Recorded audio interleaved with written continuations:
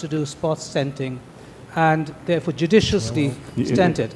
Otherwise, these vessels are truly medical therapy vessels in most instances while you stent them at particular points. So we are biased towards assessing the vessel size by IVUS, but actually understanding where to stent by FFR. And we do that regularly. I think in this case you may have to add another step proximally because so it's again not medical. I have a question for you, Dr. Waxman.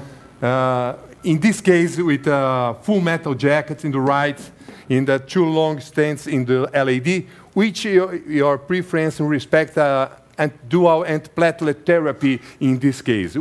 Which one would you like to use, you prefer in this situation, in a diabetic patient with 4, 5, 6 stents in 2 arteries? Simple, if you follow the guidelines, if this patient non-ACS, then she should get clopidogrel. But if it's an ACS patient, which I think you can push to say that it's an ACS patient, then I think Efient or Brilinta would be more effective, at least for the first year. I know it's more expensive, but there is a higher risk here because she has now several stents, and she's diabetic, and we know diabetic patients more prone to stent thrombosis. So the best therapy that we have right now is either using Efient or Brilinta. Trio. George, you want to comment on that? Well, I think that the diabetic population particularly derived the most benefit from the Triton trial.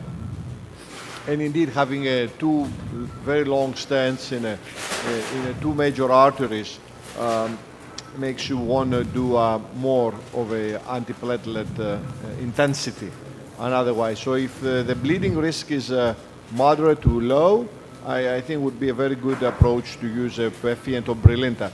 And if the bleeding risk is on the high side, you may want to use one of these agents only for 30 days and then revert back to clopidogrel after 30 days. Based on which data? Based on my expert consensus. Okay, so this is like the gut feeling, but this actually will be tested in Horizon 2. Yeah, it's tested in Horizon 2, but anyone who sees the Triton data, you can see that the curves separate the most within 30 days. And from then on, they are rather parallel. But in Brilinta, it's separated after 30 days. After 7 days, yeah. So that's why I put prasugrel first as an option among the 2. And prasugrel was also given with a little bit of a front loading, whereas Brilinta was not. So that might be a little bit of the difference between the 2. What I can see on this case, Dr. Majani, that you're very generous in the length of the stents. You're picking very long segments, stented segments here. I'd be very intrigued to see the IVUS beyond the stents. And I can tell you that we'd see as much bulk of plaque beyond the stents in the distal vessel as much as is stented. Now, if you follow that IVUS, I'm sure we're going to stent to the apex of this vessel because it's diffusely diseased. Well, I think that the case like this is a holy grail of bioabsorbable stent. That's what we need bioabsorbable for, not for the discrete 15-millimeter lesion. This is a lesion that bioabsorbable has to make a difference in how we view the case and how we treat patients. So Ashok, the longest length that you had available in the India in the extent was 28 or 18? In which one? In the extent, the longest that you have in terms of the... Oh, we've got 40 millimeters.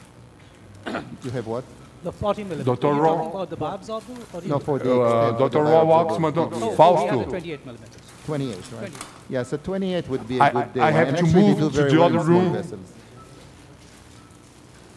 I have to move to the other room.